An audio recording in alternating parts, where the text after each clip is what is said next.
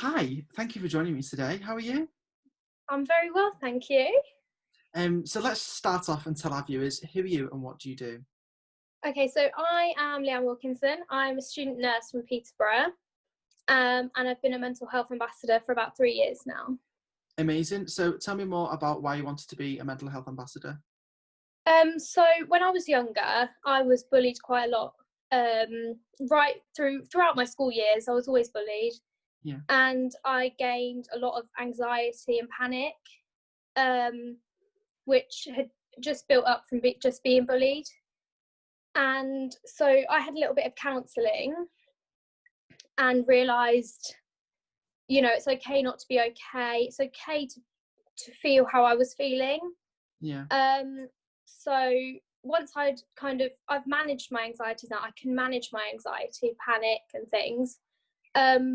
But I want to give back to what people helped me, and just to show that even if you are suffering, you don't have to suffer in silence, Yeah.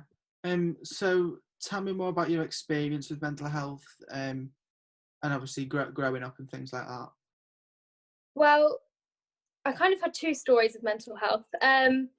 Firstly, obviously, I was bullied, so it just took a massive toll on me. I didn't want to go to school. I suffered with a lot of physical anxiety symptoms, like shortness of breath, dizziness, and I didn't want to. But then I didn't want to put my problems on other people. So it kind of built up in me, really. But my main story is quite recently, actually. I've had a family member that suffered really bad with mental health, and they never wanted to put it on family or friends. So it really built up inside of them, really, and they ended up having depression and psychosis because of it, Yeah. which resulted in 3 suicide attempts. So that's why I've really got into this mental health now and want to spread awareness, really. Yeah. So obviously knowing that this family member felt like that, how did that affect you? Oh, it affected me massively because I wanted to be that person to make them better. I wanted to be the hero of the story, like to be Yeah. that one to care.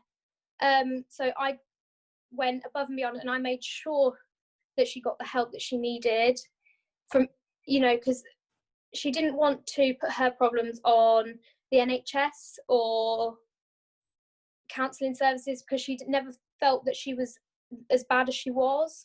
Yeah. So for me, my anxieties did come back because I wanted to. All my focus was on her and not on myself for some of the time.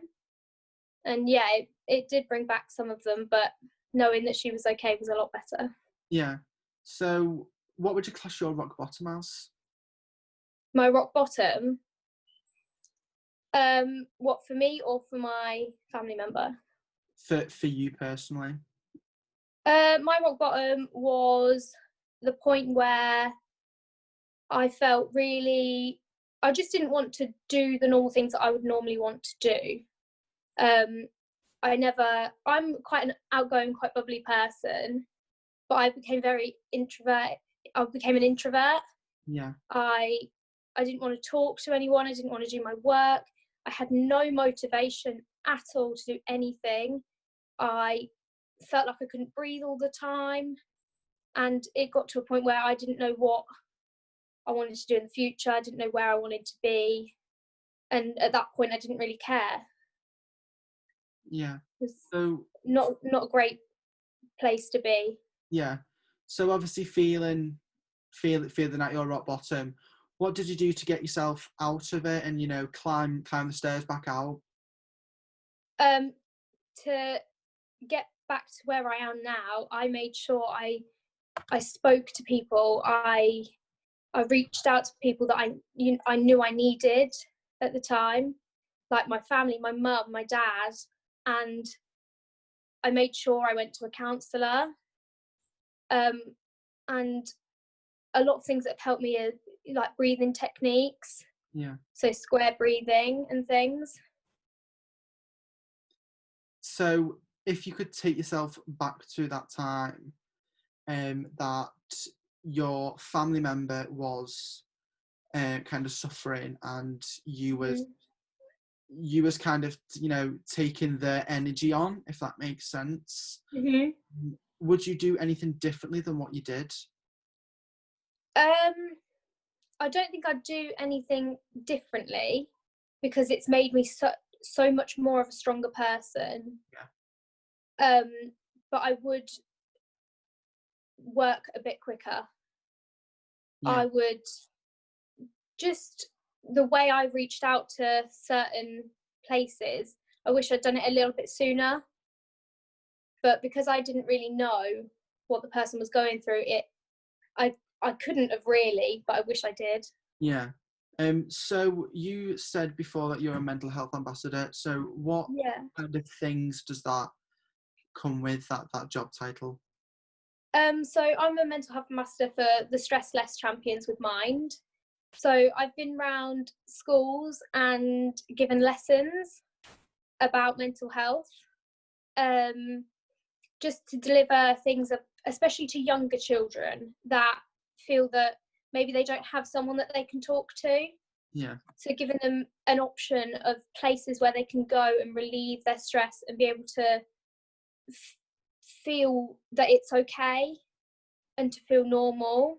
I've also been on the BBC News, just talking about, you know, that it's okay not to be okay and to be proud. If you have got a feeling that you might have a mental health condition, speak out, talk, make sure you reach out, because there's nothing wrong with you. Yeah. So obviously kind of going on a tour of mental health, you know, and going to schools and speaking to other people about it. How does that make you feel? It makes me feel proud to be able to give someone that chance that may have felt that they couldn't have gone on, or to make them realise that they're okay. That makes me really proud, and it's a really rewarding thing to be able to do. Yeah. So have you benefited from becoming a mental health ambassador? Oh, definitely. And I would recommend it to absolutely everyone. It has made me realise that it's made me find techniques that I didn't even know were known to mental health. Yeah. And it's made seeing other people and seeing them having the same things as I used to have, or them seeing how I used to be, is you're able to communicate on a level that people that haven't had a mental health condition don't really understand. And it's nice for them just to see that you're at a point now where you're okay. Yeah. So what advice would you give to people that are behind closed doors and that are scared to speak out? I would say there is nothing wrong with speaking out. To speak out is such a brave thing to do.